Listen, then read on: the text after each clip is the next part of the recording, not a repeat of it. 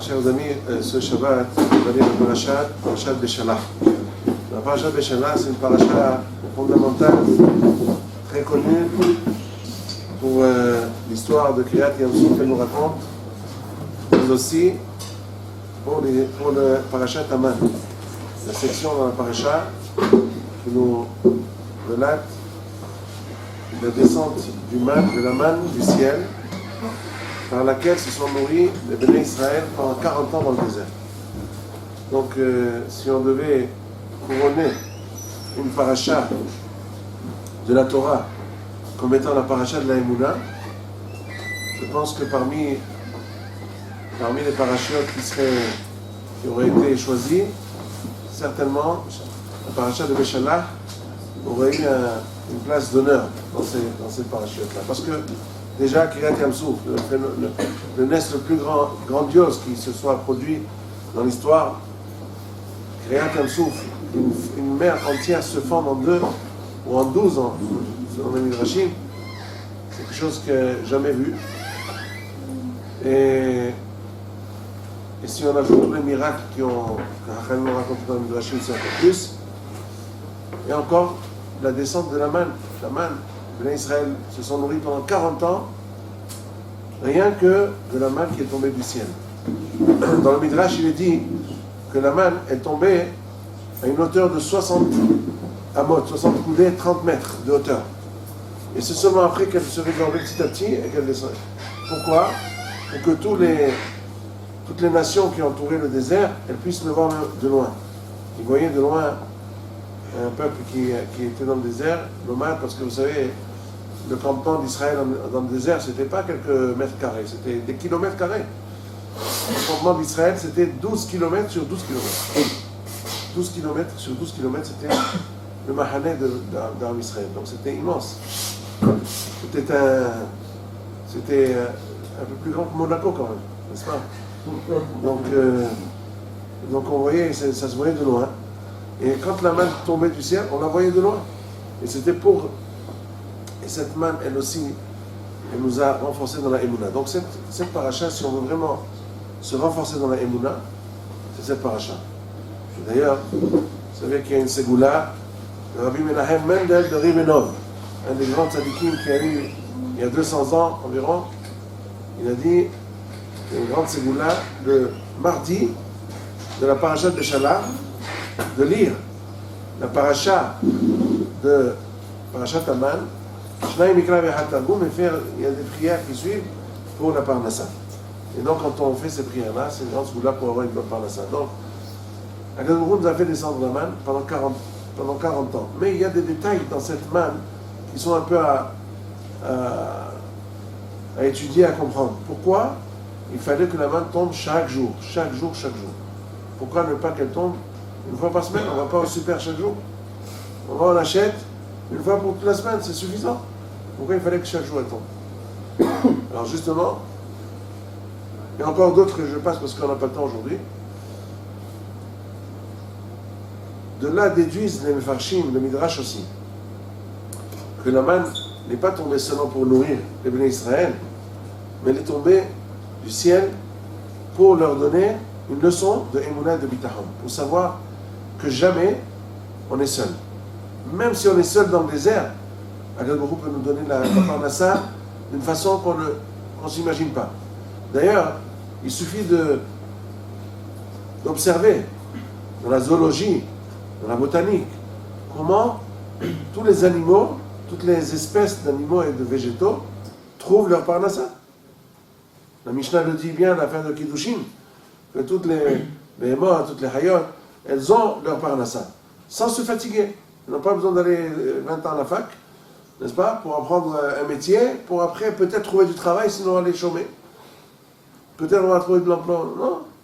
Elles sont sûres d'avoir kefirim, shoagim, la taref, l'uvakesh, me'enochlam. Quand on voit un lion rugir, ce qui demande à Kadosh, il est en train de faire sa prière pour avoir sa parnassa. Hein? Quand vous les voyez, il y a aujourd'hui des films de nature qui vous montrent comment tous les prédateurs sortent à la chasse et commencent à chercher. Ils n'ont pris rendez-vous ni avec Ils n'ont du travail, ni ils ont un chèque à la banque, ni rien du tout. Rien du tout qui les attend.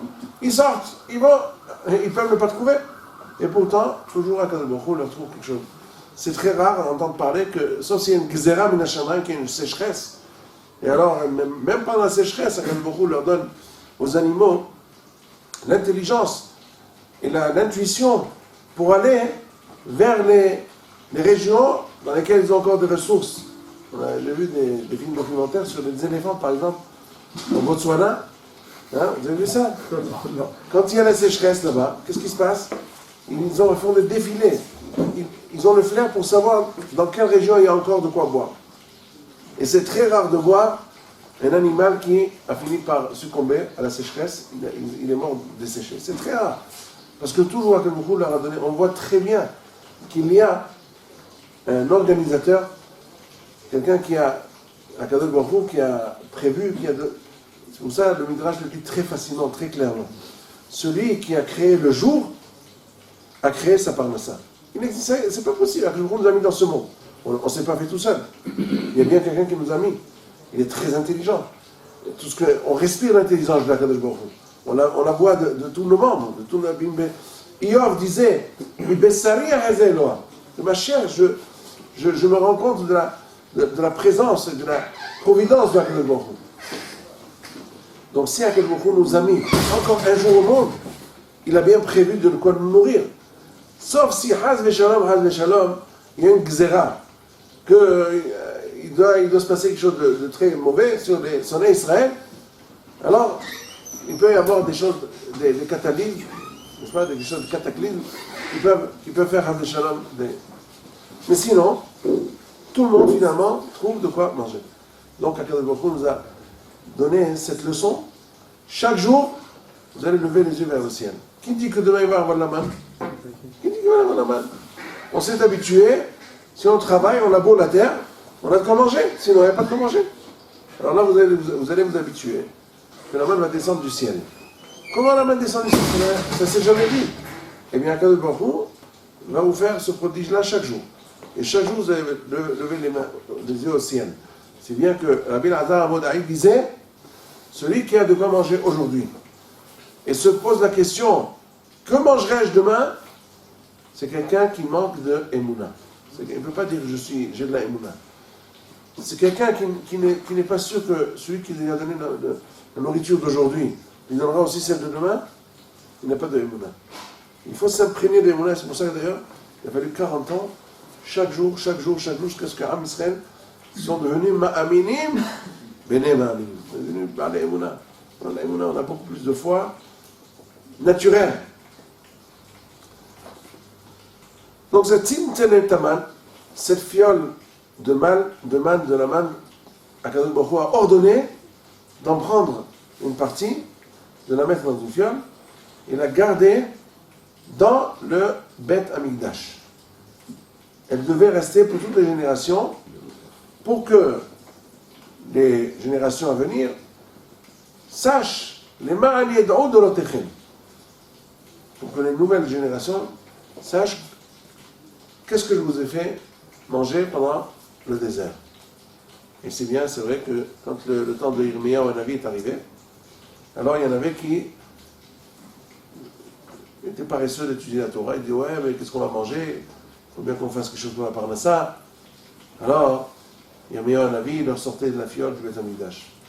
Ils leur disaient, voilà, regardez, vous voyez cette manne-là, c'est une substance qui n'avait jamais existé dans le monde. Akadosh l'a créée spécialement pour nourrir le peuple des Hébreux, le Béné Israël, pendant 40 ans en plein désert. Il n'y avait rien. Il n'y avait que ça. Donc vous voyez qu'Akadosh peut vous nourrir. Si vous voulez, engagez-vous à étudier la Torah, vous êtes sûr de ne jamais manquer de rien. Effectivement, Rambam le dit à la fin de Ilchot Shemitah V'Yovel.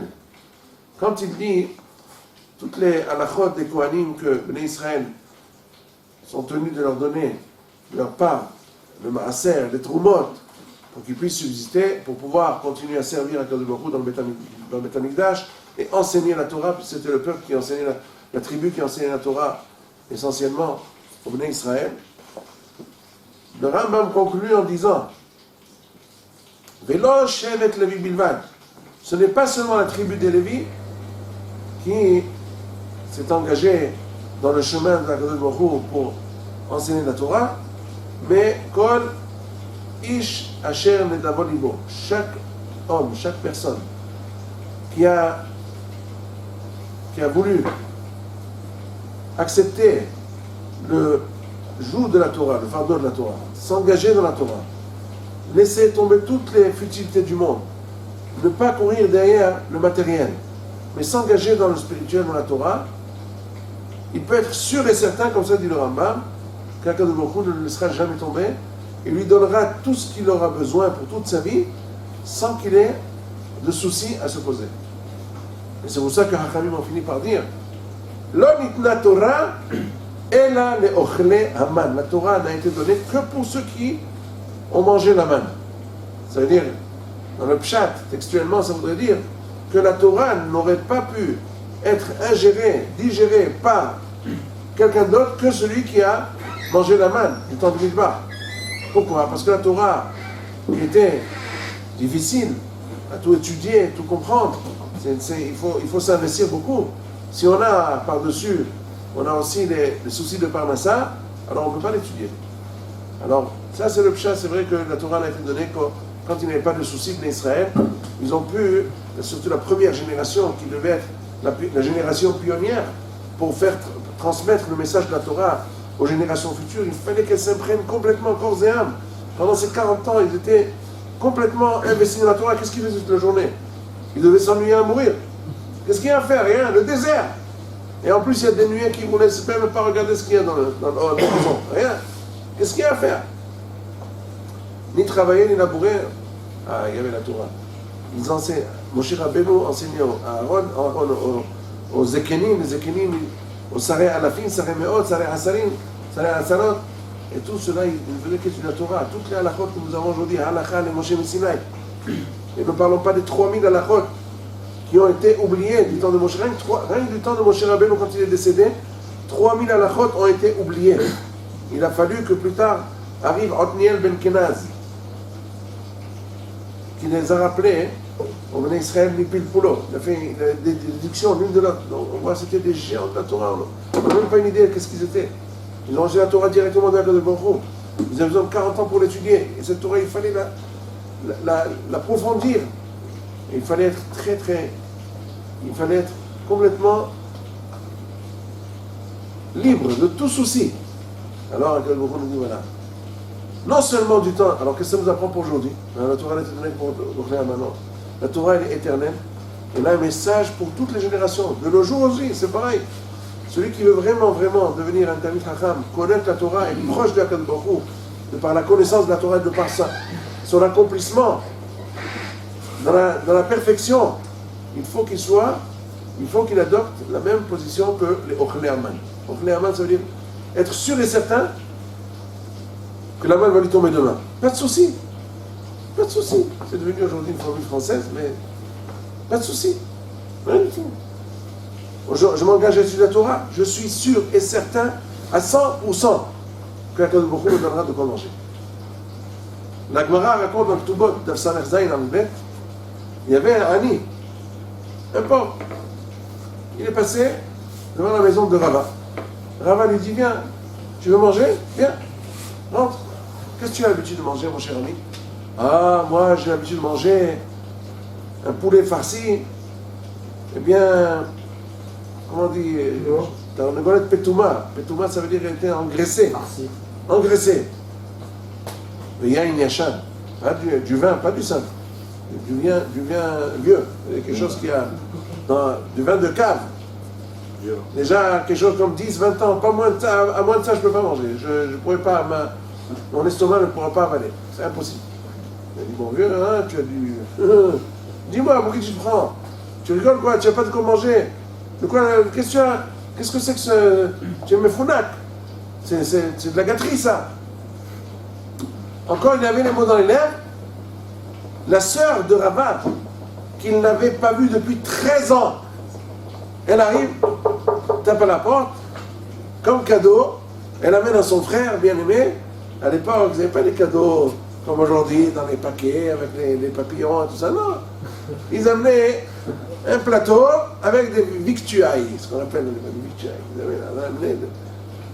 avez un tarnégol, Petouma, viens Yachan, il dit, tu sais quel vin?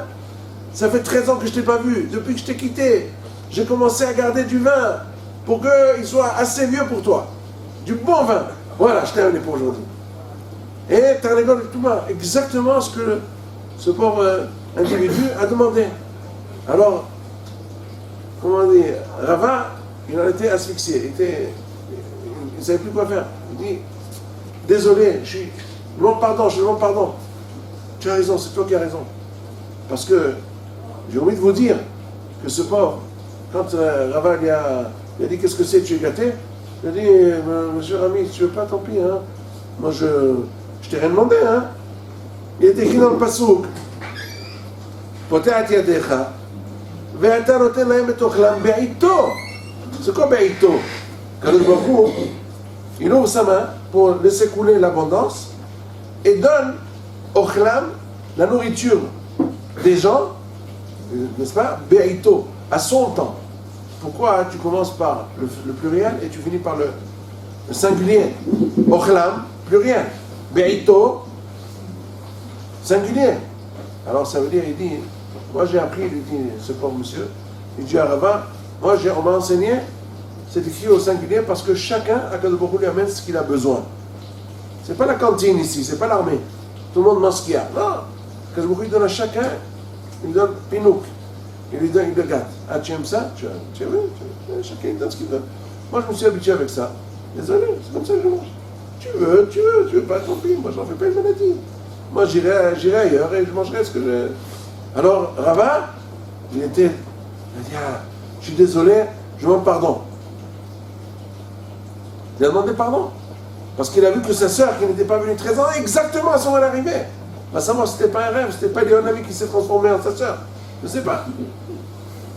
On voit que c'était un être extraordinaire. Donc on voit de là. Kadosh Baruch Hu, il peut faire tout. C'est lui qui dirige, c'est lui qui a tout. C'est quand on a la émouna, quand on est imprégné, il faut la travailler, la émouna. Il faut la travailler. Alors il y a beaucoup d'histoires. C'est dommage, ce sont des livres qui sont à traduire en français. Très très beaux livres. Énorme Nevado, ça s'appelle ces livres-là. Il raconte beaucoup d'histoires extraordinaires, d'histoires vécues de toutes sortes de personnes, depuis les grands golim jusqu'aux bébés, jusqu'à des enfants, qui se sont habitués, qui se sont entraînés à se renforcer dans la émouna, dans des états, même des états bénins, jusqu'aux des états compliqués. Nous, particulièrement pour Hachem, on est méhanech, depuis qu'on a acheté ces livres-là, on est méhanech, on inspire nos enfants à suivre cet exemple-là. Et il nous est arrivé un match de Nissim. On était dans une impasse quelconque, hein, des choses, des fois, des choses faciles. Et on a dit, c'est une ségoula que le Rabbi Haïm Volozhin, le Talmid du Grand de Vilna, a écrit dans son livre Nefesh HaHaim. Et c'est quoi cette ségoula? Que quand on est devant une impasse, on est devant quelqu'un qui nous cherche des problèmes. Je vais vous donner plein d'exemples, il y a beaucoup d'histoires. Ouais, c'est déjà trop tard. Bon, alors, peut-être les histoires, on les verra une autre fois, mais au moins une ou deux. Voilà. Et pour vous dire comment les gens qui sont dans les plus grandes impasses, ils peuvent avec cette ségoula, le Rabbi Haïm Volozhin dit, cette ségoula, elle sort la personne de toutes les mauvaises situations. Et on a vérifié nous-mêmes.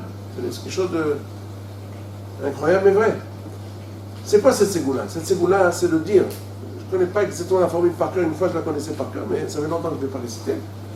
Apparemment, Baruch Hashem, il m'a tiré je n'ai pas rencontré des épreuves particulièrement problématiques, mais la ségoula veut dire que, je traduis largement, c'est-à-dire pas au mot à mot, Ata ou Hashem Elokim, Shebarat Hashamayim, ואת הארץ, toi tu es Akadosh Baruch Hu qui a tout créé, ואין עוד מלבדו שום כוח בעולם הזה, בכל העולמות כולם. Il n'y a aucune force à part Akadosh Baruch Hu qui règne.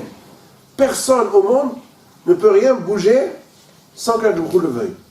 Donc cette personne qui se tient devant moi, qui veut me faire des problèmes, qui m'empêche de faire ceci ou de cela, si Akadosh Baruch Hu ne veut pas, il ne pourra rien me faire de mal, aucun mal. Et on se concentre complètement sur la véracité de ces dires. Akadosh Baruch Hu, c'est lui qui décide, il n'y a que lui. Et s'imprégner complètement, se répéter cela, jusqu'à ce qu'on soit complètement convaincu que ce que notre bouche dit et ce que notre cœur ressent, c'est la même chose. Dès qu'on est arrivé à cette émouna extraordinaire que personne ne peut nous faire rien, pas nous bouger un cheveu, si ce n'est pas la volonté d'Akadosh Baruch Hu, à ce moment-là, on est sûr d'avoir une Yeshua. Sûr. Et à partir du moment où tu t'es livré entre les mains d'Akadosh Baruch Hu, que c'est lui qui détient tout, celui-là c'est rien du tout, c'est juste un keli, c'est un ustensile entre les mains d'Akadosh Baruch Hu, mais je reconnais que c'est Akadosh Baruch Hu qui dirige les opérations, ça y est, le Baruch Hu te donne la Yeshua. Alors, voilà, ça commence par les Gdolim déjà. Le Rav de Brisk, Rabbi Yitzhak Zev Soloveitchik de Brisk, qui habitait dans cette région-là, juste à côté, qui est décédé en 1960. C'était un grand Talmid Chacham, c'était un des Gdoléadors avec le Hazon Ish. À l'époque,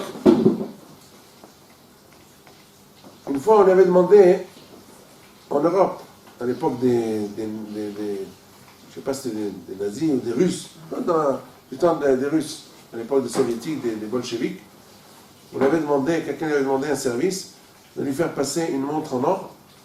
Il devait passer la frontière. Donnez-la à un monsieur un tel que je dois lui faire passer. Il a dit d'accord. Alors que c'était interdit d'après la loi. C'était considéré comme une... Comment on dit la...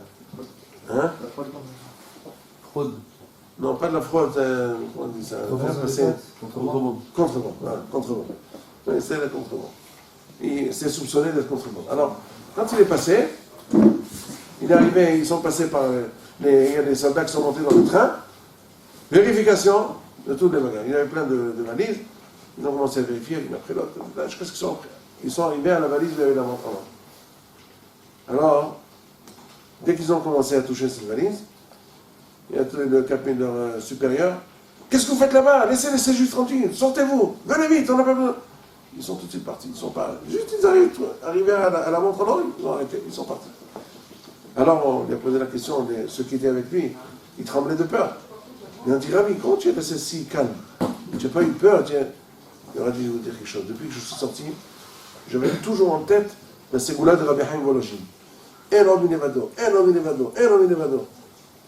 Mais, au moment où ces soldats, juste avant qu'il arrive, je pensais à autre chose. Je n'avais pas dans la tête un homme Nevado. Alors, dès qu'ils sont arrivés, je me suis relâché dans le Nevado, maintenant je pensais à un Nevado. Et un Nevado, je me suis concentré, j'étais sûr que ça allait se passer bien. Et il y a encore beaucoup d'histoires là-dessus. On a raconté même des gens très simples, même des gens qui ne sont pas religieux du tout. Ils sont arrivés à cet état, ils ne savaient pas que c'était Rabbi Haim Voloshin, mais ils ont fait la même chose que Rabbi Haim Voloshin, sans le savoir. Et ils ont eu la Yeshua. Alors, dans ce livre-là, on raconte, il y a un certain Rav très connu en Israël, d'ailleurs très humoristique, qui s'appelle Rav Lasri. Il parle beaucoup dans les séminaires, en hébreu bien entendu, mais il va partout dans le monde, surtout avec les Israéliens qui savent l'hébreu. C'est quelqu'un qui sait très bien faire rire. Alors, il raconte l'histoire suivante. Il dit qu'il y avait un homme qui n'était pas religieux du tout. Il a été en excursion dans la savane, dans une jeep. Et alors, soudain, il arrive devant une clairière. Il y avait là-bas des zèbres, toute une horde de zèbres en train de boire. C'était très beau, il ne pouvait pas résister. Il a dit qu'il faut absolument qu'il allait les filmer de près. Mais il savait que s'il allait s'approcher avec la voiture, ils allaient tout de suite filer. Ils ont eu peur, ils ne savaient pas, le moteur, ça leur fait peur.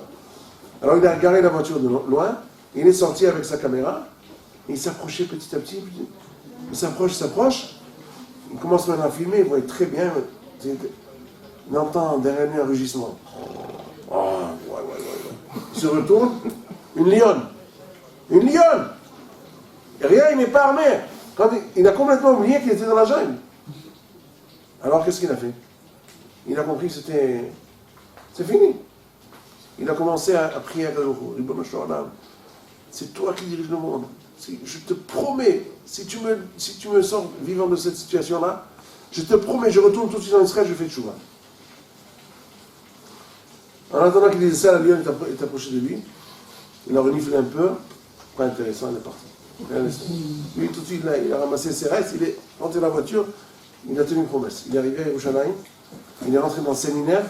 Il a fait tchouva. L'histoire qu'il a racontée, c'était au symposium du séminaire. Il a raconté l'histoire. C'est extraordinaire. Non, il y a beaucoup d'histoires extraordinaires. Je vais conclure avec une dernière histoire très très forte. Message très fort. J'en ai passé beaucoup. Je suis désolé, on a commencé un peu tard. L'histoire du rabbi de Skulen, qui était en Roumanie après la Deuxième Guerre mondiale. C'était un rabbi très très tzaddik, très très Baal Hesed. Il s'occupait, à la fin de la guerre, il y avait beaucoup de pauvres, il y avait beaucoup de malheurs. Alors lui, il a fait beaucoup d'opérations de Hesed. Il a ramassé plein de gens qui n'avaient pas à manger. Il leur offrait de quoi manger. Il a fait beaucoup.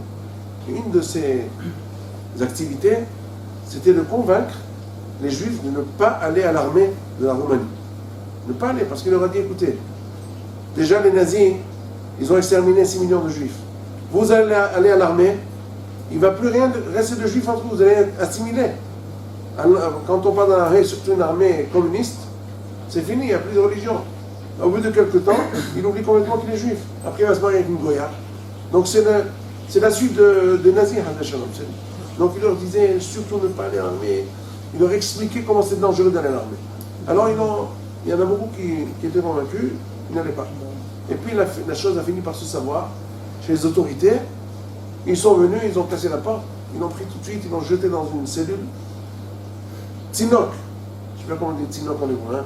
Une petite cellule comme ça, 2 mètres sur 2 mètres. Il y a même, un cachot, je ne sais pas comment. Quelque chose comme ça. Par terre, même pas un matelas, rien, par terre. Et comme il n'était pas en bonne santé, et comme c'était humide, il savait, s'il continuait à rester là, ses jours étaient comptés. Or lui, il était tellement grand sadique, cette filote, quand il faisait une fila, ça pouvait lui prendre 5 heures. Parce que chaque mot, il le lisait mot à mot. Et je crois qu'il comprenait tout ce qu'il disait. Il se remettait dans la tête, il s'imaginait. Baruch, chez Amar, Veaya, Haolam. Imaginez, voilà, au commencement, Bereshit, il n'y avait rien, que je me il a créé le monde. Il s'imaginait chaque mot. Il vivait cette fila de A jusqu'à Z, ça pouvait prendre des heures. Et maintenant, il se retrouvait dans la cellule tout seul. Les Roumains l'ont menacé qu'ils allaient le laisser crever là-bas tout seul, jusqu'à ce qu'il meure. Il ne sortirait jamais vivant de là. Donc il était désespéré. Et il était vraiment brisé. Mais il commençait cette fila. Il a commencé à faire cette fila. Baruch, chez Amar, Ve'orna. C'est pas qu'il commençait Baruch, chez Amar, attention. Il commençait tout le début, puis Elokeinu et tout. Il faut faire. Et quand il est arrivé à Baruch, chez Amar, Ve'orna, il a eu une très forte réflexion. Baruch, Gozer Kayem. Baruch Gozer Kayem. Qu'est-ce que ça va avoir dans Baruch Shama? Baruch Shama, c'est tout des louanges pour la clémence de HaKadosh Baruch Hu. Donc on sait Bereshit, Merachem ala Aret, Merachem ala Biliot, Meshalem Sachar Tov Nire'av. C'est tout des choses de bonté de HaKadosh Baruch Hu. Plutôt, il y a au milieu quelque chose qui rentre, Gozer Kayem. HaKadosh Baruch Hu, il décrète et il accomplit. Or, décret, en hébreu, ça a surtout une connotation de mauvais décret. C'est-à-dire qu'il fait des xérotes, gozer, il décrète des choses graves, des choses méchantes. Et non seulement il les décrète, mais en plus il les accomplit. Ça c'est la merde. Et tu mets ça dans quoi? En plein dans les louanges de la bonté de HaKadosh. Qu'est-ce que ça va? C'est hors sujet. Hors sujet. Alors il a dit, il ne pouvait pas se pardonner pendant des années, il n'a jamais fait attention à ce passage-là. Comment j'ai jamais fait attention à ce passage-là jusqu'à aujourd'hui? Alors ça veut dire que je ne faisais pas la kavana. 5 heures de tefila, il ne fait pas la kavana. Parce qu'il a raté ce morceau-là, il n'a jamais fait attention de comprendre pourquoi. Il a dit, moi je ne continue pas la tefila si je ne comprends pas ce morceau-là. Il a commencé à se concentrer. Baruch, Gozer, Ukayem. Baruch, Gozer, Ukayem. Qu'est-ce que c'est Baruch, Gozer, Ukayem? Est-ce que c'est Baruch, Gozer, Ukayem? Petit à petit, il a prié, il a pleuré devant Dieu pour qu'il l'éclaire, pour qu'il puisse comprendre. Qu'est-ce qu'il dit? Qu'est-ce que c'est? Alors, Akadosh l'a éclairé. Il a reçu une explication extraordinaire. Il a dit, c'est quoi Mekayem? Mekayem, c'est vrai que ça a un sens, il accomplit son décret. Il a décrété qu'une personne doit tomber malade, qu'elle doit mourir, et bien il a accompli. Mais non, il a dit, il y a aussi une autre explication. Baruch Gozer, ou Mekayem, c'est quand il fait un décret, même si c'est un décret difficile, mais Mekayem, il donne la possibilité à l'homme de pouvoir tenir le coup avec le décret de Dieu. Il donne la force de pouvoir tenir le coup. Gozer ou Mekayem. Donc s'il donne la force de tenir, ça veut dire, c'est pas que une personne, elle a reçu un mauvais verdict, un shalom, barmina, une maladie ou quelque chose de ce genre. Ça veut dire que, oh, c'est déjà comme ça, il se brise en 1000 morceaux, il n'a plus la force, il tombe, il s'effrite, anéanti. Non. Même quand il y a Hasla Halila, chez son Israël, une zéra mauvaise, il donne la force de la prendre. L'homme s'habitue, donne la possibilité de s'habituer. Il donne, ça c'est une bonté de la jour. Parce que finalement, même la Gezerah, ça prouve que la Gezerah aussi a été donnée par bonté. Parce que je veut être bon, et des fois, la bonté veut qu'on fasse une opération. Quelqu'un qui a une gangrène, il faut lui couper le membre. Si on ne lui coupe pas le pied, il peut mourir. C'est mieux de lui couper. Donc cette coupure-là, c'est une bonté envers lui. Donc comme ça, je trouve la bonté envers les hommes, même s'ils ont fait quelque chose de mauvais, qui doit leur expier la faute dans ce monde-là pour qu'ils aient le monde futur complet. Alors, Gozer. Ah, mais c'est difficile. Mais Kayem, il donne la force de supporter cette zéra-là.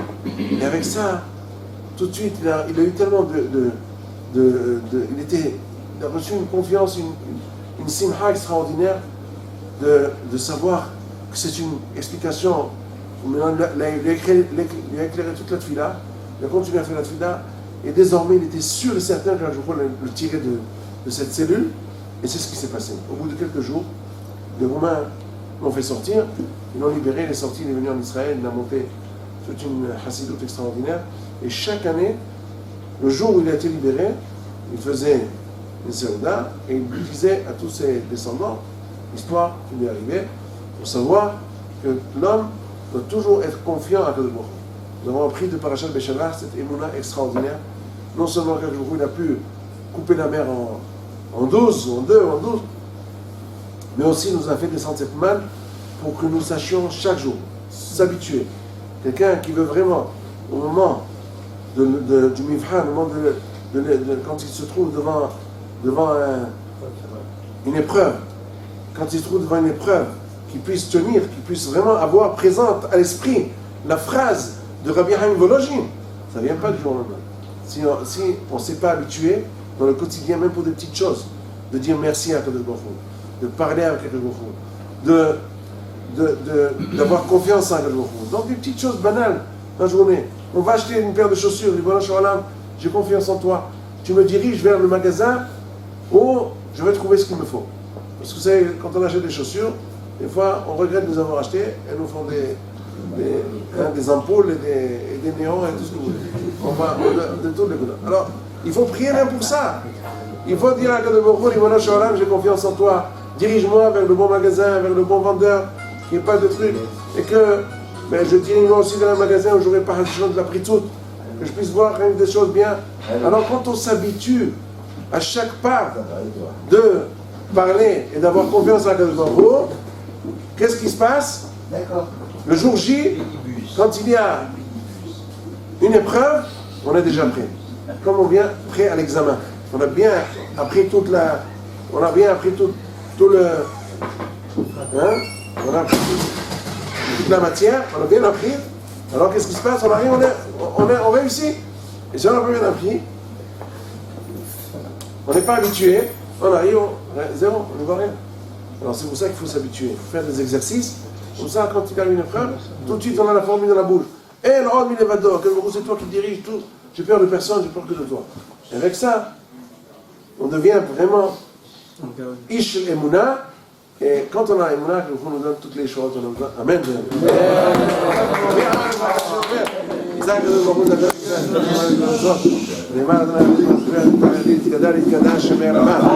Amen. ותגלה קראותיהם וירדים עמודיהם ויעצמם וקרניהם וקראים לשכם.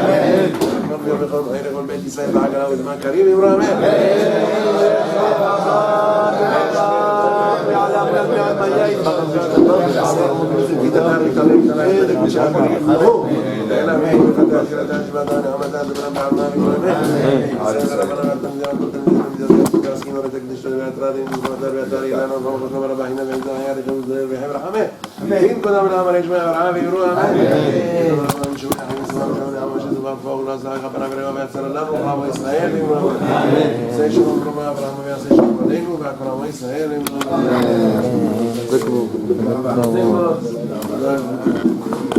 C'est pas le programme maintenant.